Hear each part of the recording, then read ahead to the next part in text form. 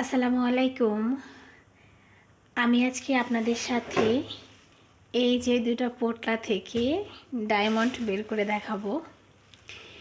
এগুলো যে কি ভালো লাগার একটা জিনিস, যেটা বলে বোঝানো যাবে না। আমার ভীষণ পছন্দের একটা জিনিস, যেটা আমি খুব মজা করে খাই। এই যে দেখেন, আর এটার সাথে কিছু আদাও দেখি আছে। আচ্ছা,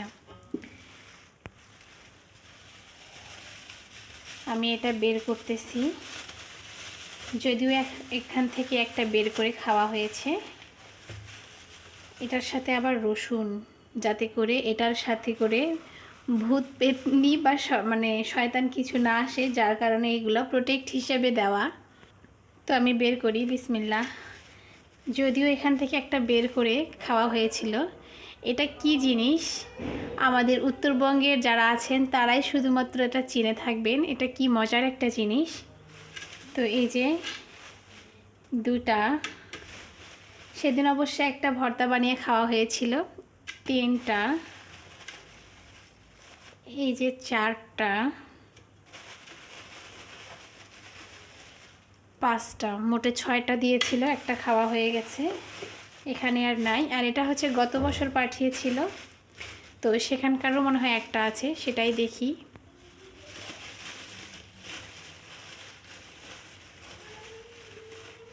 এই যেটা হচ্ছে গত বছরের,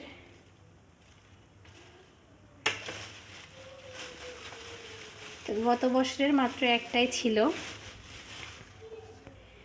এগুলো হচ্ছে আমাদের উত্তরবঙ্গের জনপ্রিয় বিখ্যাত শীদল। এটা যে কি মজার একটা খাবার, যারা খেয়েছে তারাই জানবে। অবশ্য এটা শুটকি দিয়ে যেহেতু বানানো হয়, শুটকিটা অনেকে পছন্দ করে, অনেকে করে না। তো যারা শুটকি পছন্দ করে তারা তো এটা অনেক মজা করে খাবে, কারণ এটা শুটকি দিয়েই মূলত বানানো হয়। এটা বাড়ি থেকে আম্মা পাঠিয়েছিল। এটার ভর্তা অথবা এটা মাছ দিয়ে রান্না করে খেতে ভীষণ মজার।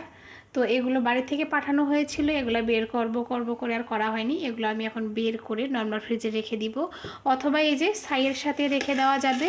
এটা যেহেতু গত বছরের, তার মানে 1 বছরে এটা কিছু হয়নি। এটা ছাইয়ের সাথে সংরক্ষণ 1-1.5 বছর পর্যন্ত করা যায়, কিছু হয় না। তো এগুলো হচ্ছে, এখানে যেহেতু আমাদের নিচে মাটির চুলা আছে, মাটির চুলায় পুড়িয়ে ভর্তা বানাবো বা মাছ দিয়ে রান্না করব। আর ভর্তা বানানো হোক আর মাছ দিয়ে রান্না করা হোক, এটা অবশ্যই আমি আপনাদের সাথে শেয়ার করব। অনেক সুন্দর একটা ঘ্রাণ চলে আসছে, একেবারে এতই সুন্দর একটা স্মেল, কি আর বলবো।